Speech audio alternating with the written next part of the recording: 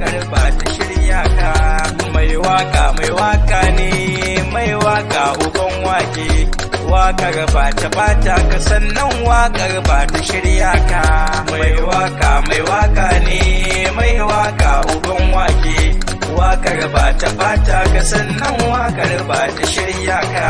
Ina san duniya daɗi wani daɗin na ta ciwo ne, duk aiki ne wani aikin na masa'a ne. Wahala Allah ka karewa daɗi in ya taho zaune. Sannu da sannu mai wake wakar kuma ba ka dainawa.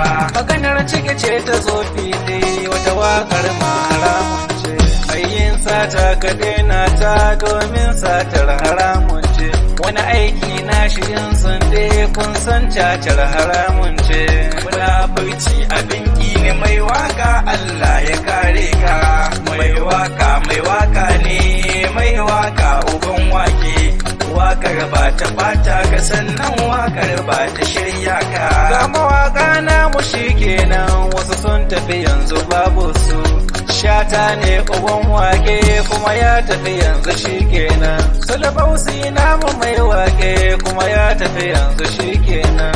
Sannan hadari mai yin wake duka sun tafi Allah gafarta. Wata kyawo na ta kyawo ne kuma kyawun na ta muni ne. Wata mai muni da muninta wata munin na ta kyawo ne. Hali shi ne abin kauna wani halin ko abin ki ne. Sannu da sannu mai wake Allah shi za ya gafarta. Tafiyar mota ake yayi mai jaki ba ya takawa. Lamarin ka bar wa Allah shi amma wani ba ya ganewa. Kai rashi samu na Allah ne dan adam sai kai ya dubawa. Wannan halin abin so ne mai waka domin yi godewa. Mai waka ne mai waka uban wake, wakar ba ta bata ka sannan wakar ba ta shirya ka. Wani hannu na sayin rowa kun san rowar lalura ce. Kyale duk wanda bai son ka hasada a gare ka taki ce. Mai son Allah ya so manzo in kai haka za ka dace. Lalle haka ne uban wake mun bi Allah mun bi har manzo.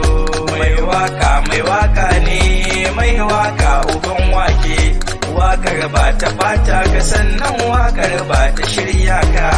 Mai waka ne mai waka uban wake, wakar ba ta bata ka sannan wakar ba ta shirya ka.